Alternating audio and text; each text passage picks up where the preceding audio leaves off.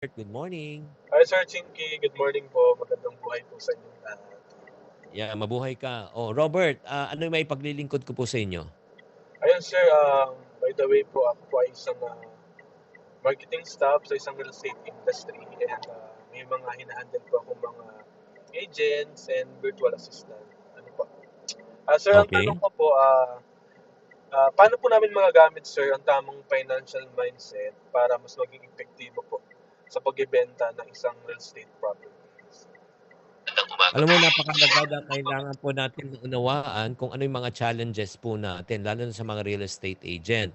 Ang unang challenge ng isang real estate agent is what we call as fear. Oo. At takot sila kasi may lack of experience eh. Siyempre, karamihan sa kanila, first time papasok sa sales, or if not, fresh graduates. How can you expect them to sell if they're afraid? Parang imagine mo, pinadala mo sa giyera yung yung mga sundalo mo, pero lahat sila takot, 'di ba? Paano sila makakabaril, 'di ba? Yes 'Di sir. ba? Paano sila makakalaban? So kailangan po ang importante talaga pagka papasok sila sa sales para ma-motivate sila, kailangang i-prepare mo.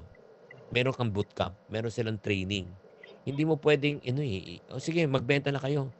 Alam mo importante kasi yung ano, eh, three parts yan, eh, na in order for them to be really well.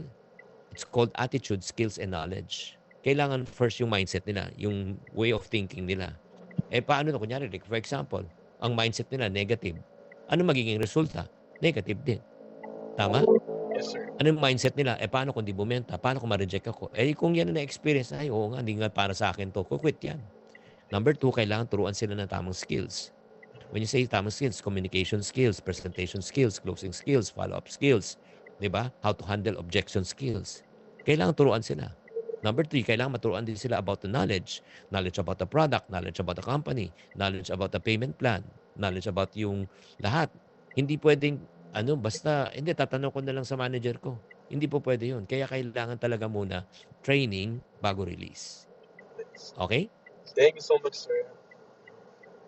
Next question. Ayun sir, pangalawang tanong ko po, sir, ano po ang pinakamabisang paraan para ma-build ang tiwala ng kliyente? Ano po? Lalo na sa mga first-time home buyers na medyo hesitant po mag-invest. Ang importante talaga pagka ikaw nagbebenta, hindi ka dapat interesado lang magbenta. Alam mo ang tao ayaw mabentahan. Ikaw ayaw mo mabentahan. Pa yun, 'pag may lumapit sa'yo sa mall tapos bebentahan ka agad, 'di ba parang, ay, nakaka-turn off naman.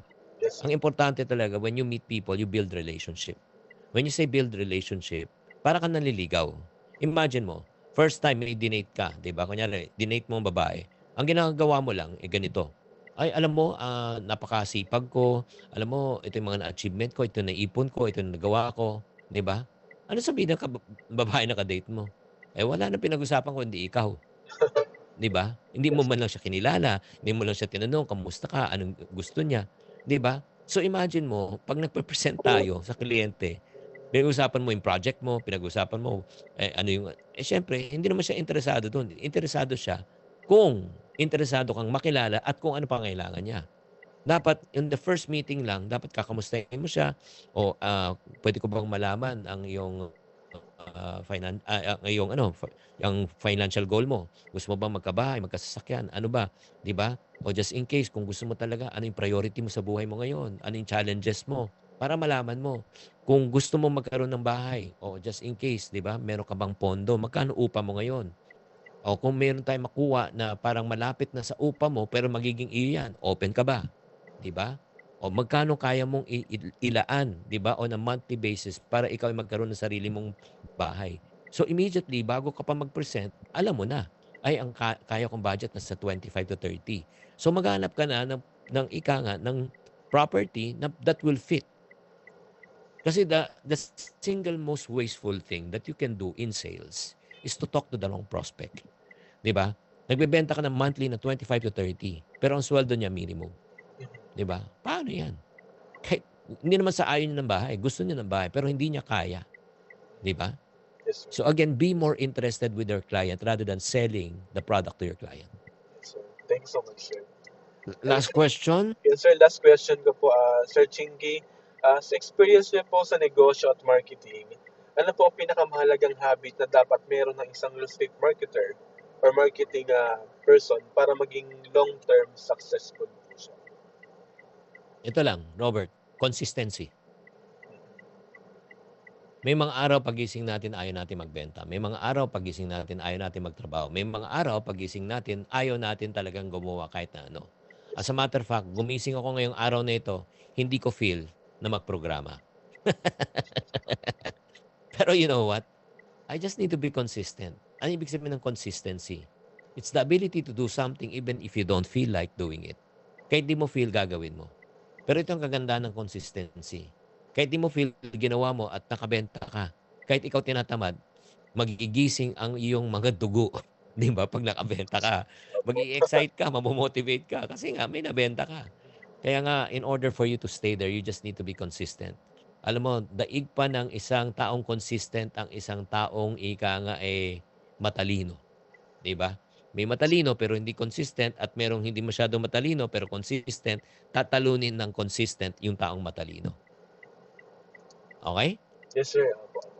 Meron ka bang gustong batiin? Go ahead. Ayun, sir. Thank you so much po sa opportunity para batiin po yung mga kasamahan ko po dito po sa Pinoy Home sa Virgin Homes Realty sa pamumuno po ng aming Madam President na si Glenny Villanos Perez. Yan po. Shoutout po sa inyong lahat and ganoon din po sa aming mga buyers na nagtitiwala po sa aming mga project dito po sa Apex Homes. Thank you po, Sir Chinky, and God bless po sa ating lahat. Ay, maraming salamat, Robert. At syempre naman, hanggang namin na makamit mo ang iyong financial freedom at iyong financial goals. We're gonna pause for a break. Sa ating pagbabalik, makakasama na natin ang Iponaryo of the Week. Magbabalik pa po ang Ching Positive. Hindi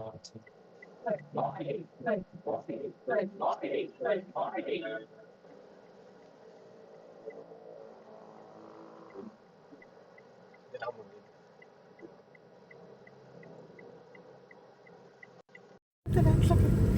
Galing-galing. Wala kasi ako preparation.